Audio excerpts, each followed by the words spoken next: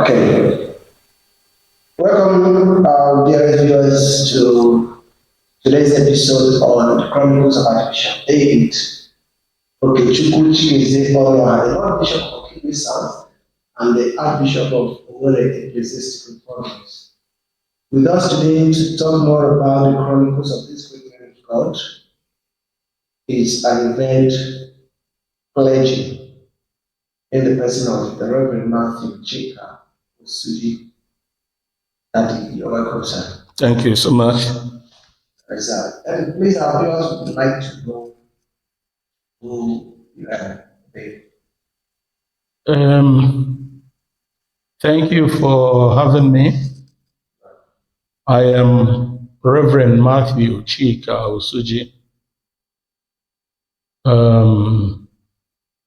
By way of education, I have a master's degree in accounting. I am a fellow of the Institute of Chartered Accountants of Nigeria. I am also a fellow of the Chartered Institute of Taxation of Nigeria. At present, I am the head of finance and accounts in the diocese. And by the grace of God, also, I am the financial secretary of the province. I also happen to hold the portfolio of general manager of Okigwe Investments Limited. Thank you very much, sir. What a vision there. Well, no other person can fit this shoe than you, given your portfolio. Yes, on today's episode, we want to look into the chronicles of his grace from the perspective of finance and investment. Every good leader must be able to make wise financial decisions and investment for the organization to continue. All right, so today on this show, we'd like you to tell us a little about the financial exploits of this episcopacy. Has this episcopacy since 2004 September 20th till date made any wise investments and financial increase? Thank you. That is a loaded question because somehow I've been a member of the diocesan board long before I became a priest. So I have followed up events in the diocese as it concerns the growth, financial health, and general development, finance-wise, in the diocese. And I can tell you, without any fear of equivocation of any kind, that we have been on the ascendancy in prudent financial management, touching lives financially, and developing models that are likely going to catapult us higher and higher in this particular diocese. For specifics, some time ago, we had a situation in the diocese whereby payments of salaries, allowances, and other things were then done at the parish level. At the end of each month, accounts clerks will go there, check their records, prepare pay sheets, and pay workers in the parishes. And that time was plagued with the problem of a parish may be in a location where perennially they cannot generate enough money to pay their workers. The resultant effect was that people, even after they have gone on transfer, will have cause to go back to their former parish to be asking for debt owed them. Well, this was then an issue in the diocese, because somehow any worker that is posted to any place will first of all consider whether the place was viable enough. If I go there, would I be able to earn my salary? Or am I going there on punitive grounds? However, our work is mainly evangelism, bringing people to Christ. Are we likely going to be looking at the financial strength of a parish before we send workers there? Definitely not. We must send people there. So long as there are souls, there are people who must scatter for them. Now, our present bishop and archbishop, through the diocesan board, then decided that the old order was not good enough, and therefore introduced what we today call centralization. Decentralization simply means the diocese is the employer of every worker in the diocese, and it behoves the diocese to pay salaries as at when due. And with the centralization that we entered into, it now ensures that whether you are in the remotest place where there are simply 15 members in your church, or you are in a big place where you hold 3-4 services in a day, everybody is paid the same day. There is no discrimination whatsoever. And it has seen the morale of workers go up. People don't reject postings because wherever you are sure, you are certain your salaries will be paid whenever it is due. Until that, the diocese has not reneged in payment of salaries and allowances of staff. So I think in that particular area, our diocese has done exceedingly well. Then it's not only the area of paying salaries. Our diocese has also been at the forefront, vanguard of paying subscriptions that are due from the diocese. For instance, we pay subscriptions to the Ecclesiastical province. We pay to Church of Nigeria. We support Trinity Theological College.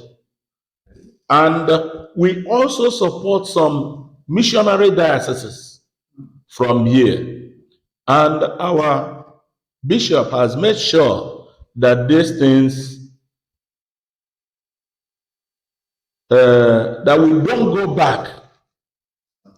We must continue helping so that we would raise the bar in our chosen profession of bringing people to Christ, assisting those who cannot at the moment do it for themselves. So we have those. The diocese has also financially been able to help people in charity. For instance, in our diocese here, those who go to train to become priests, the diocese picks up their bills. Whereas in other dioceses, students may drop out of Trinity Theological College because they are unable to continue. They won't pay. These are areas that are simply wonderful that we novel also in our diocese. Take again the area of Dokiso Foundation. Okay, so yeah, thank you. Sorry to cut you short. We were coming to Okay. that. You made mention of how the diocese have been financially helping in charity. So we'd like to know, we just made mention of the Kiso Charity Foundation. Yeah. We'd like to know some of those areas or charity investment that the diocese have involved itself in, and people that it has really helped through those foundations. We are in a rural area, rural setting. Most of the people you find here are those who are preparing to leave or those who are old and retired. So there are people who we do help.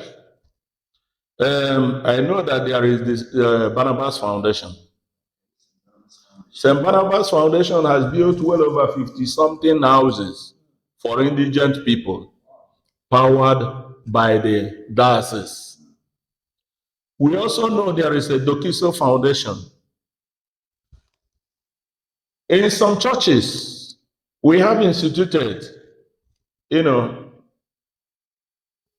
food banks where people who cannot find something to eat will go there and get food.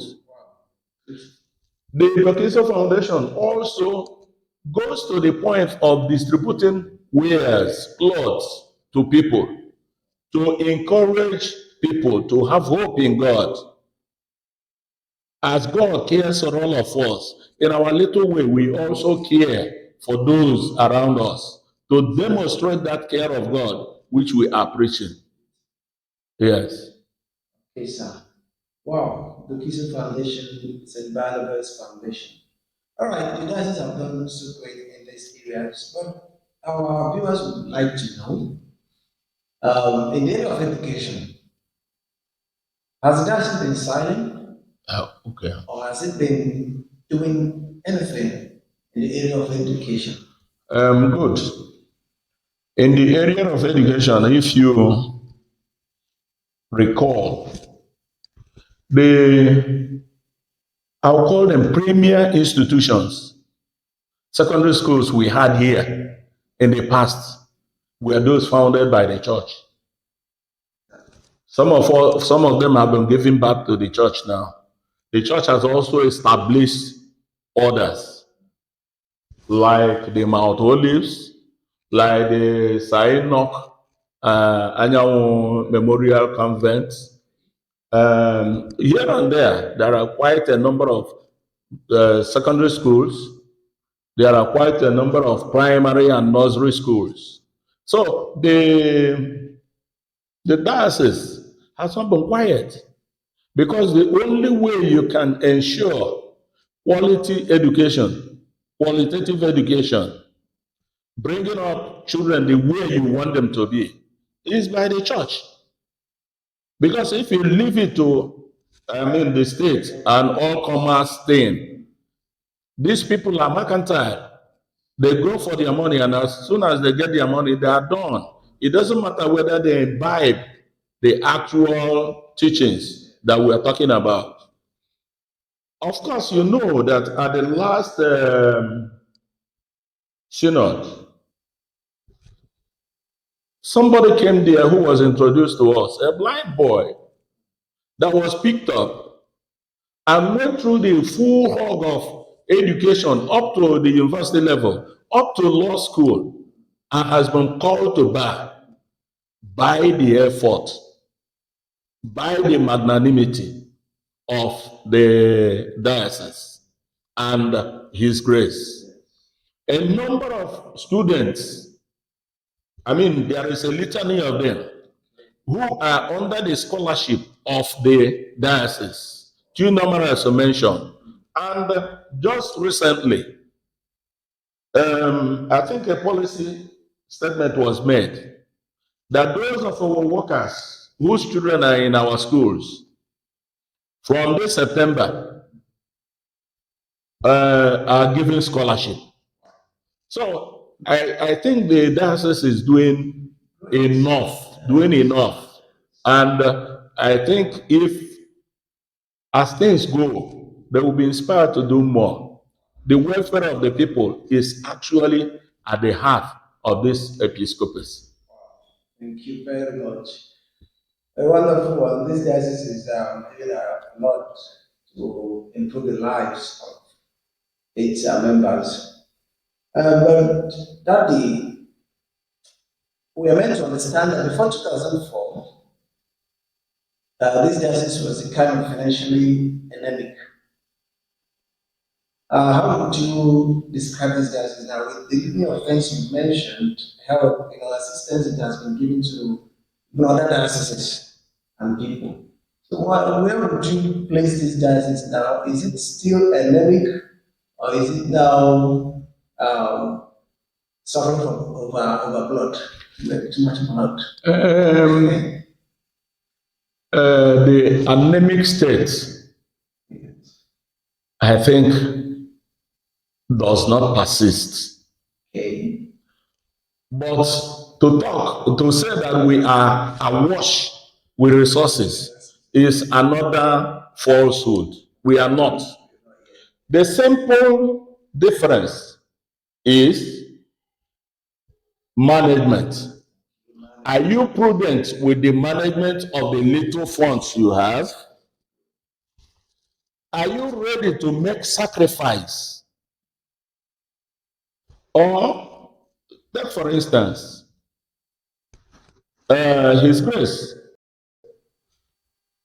may most of the time undertake whatever with his own personal funds and will not ask for refunds. Let me give you a small example. Some time ago, because of the situation somewhere in Nzerem, His Grace sold the jeep he was using there and plowed it into the building of the church so that people will have very good shelter where they stay to worship God. Now, when you put it, juxtapose it with the period we were talking about, if somebody decides to not cut corners, if somebody decides to manage finances prudently, the result is that people will see it as there is money everywhere. When in actual fact, what he is trying to do is to remove the excess baggage so that the little that is there can go around. Exactly, that is the... Wow. All right. Wow, that's great. Selling is a vehicle to help out prudency and proper management of resources. That's beautiful. All right, sir. His Grace is celebrating his 19th consecration anniversary. We know we have not arrived. We know it's not yet to hold for this diocese. As a financial expert, what would be your candid advice and admonition to the diocese for a better Okisot to have? I think, again, you're asking me to take a peek into the future. Yes. At best, what I will do is a projection. It is only God who knows what will happen tomorrow. But let me also give you this background. Recently, His Grace gave mango seedlings, to churches to plant in their respective churches. Mango gives shade, mango gives beautification, mango produces fruit. that generations yet to come will eat from. This will give you an insight into how His grace is thinking. How do we invest into the future? And that brings me to talking about the investments of the diocese. We know that most of the things we are doing now may not be sustainable in the near future. And therefore, the way to go is to invest, even though the resources are lean. That's why I talk about prudent management, being transparent in doing things. When you eat and find out that there is leftover, what do you do? Do you waste it? Or do you throw it away somehow because you have plenty today? And you will see the prudence I am talking about in the area of Okisod Investments Limited. This is an outfit that is owned entirely by the church. The church, after all whatever it does as activities within the year, if there is any little excess anywhere, we invest into the future, investing for the rainy day. And that is how the Okisod water here you have came into being. And that is how the bakery over there came into being. You know, we have hospitals. Our Saviors is also there. You know, we have the General Hospital. These are areas where the diocese has also some other investments that we cannot talk about here now. But all of them are investing into the future, making sure that we have a secured future. Say, for instance, if the water factory starts booming, it has provided jobs. Right now, as we are talking, there are over 20 staff inside there. They are earning salaries. Most of them are not our workers. Most of them don't even come to our church. That is how to touch the lives of people around you, by the policy of the church. If that place becomes expands, it takes more people. If we are raising more money, it can give birth to another investment. It will also help to sponsor some of the church programs. This is what we think the future outlook should be. Instead of reliance on persons who may fail you at the critical time, but if you have this investment bringing in revenue, you can from your revenue, carry out your programs, heat free. Same with the bread factory. The bread factory now employs about 11 or 12 persons. Okay? Some of them again are not members of our church because we don't discriminate anyway. And the highest quality of bread, I make bold to say, the highest quality of bread that is produced in this area is produced there. And we are not only mindful of employing people, we are mindful of the health of people. So whatever we produce must meet the required standards. And that is how we impact the society around us. That also reminds me about the water. Most people who produce water around here will simply put a purification plant, and that's all they have.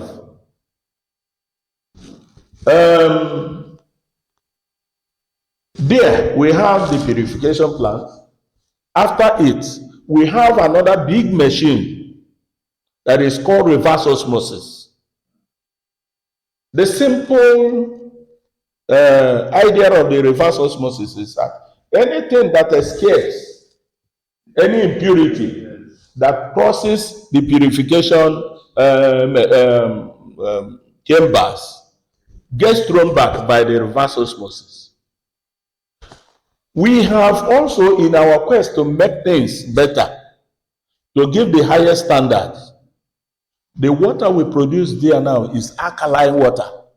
Because secured a machine that makes sure that the water is alkalinized after it passes through the reverse osmosis.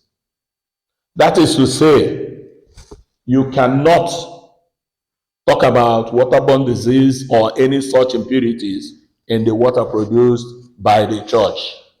The church tries to maintain very high standards, and in everything it does, this particular diocese, and particularly His Grace, would not want to hear that standards are lowered for any reason. So we're maintaining that. The hospitals are doing well. At least they are providing healthcare services in an area where there are no such hospitals.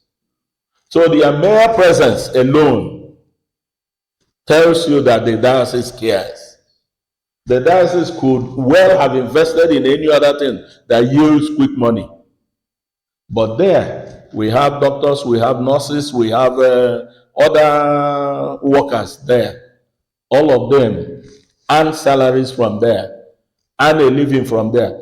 And they are also able to take care of their dependents because the church cares. Wow. All right, thank you very much, sir. Thank you.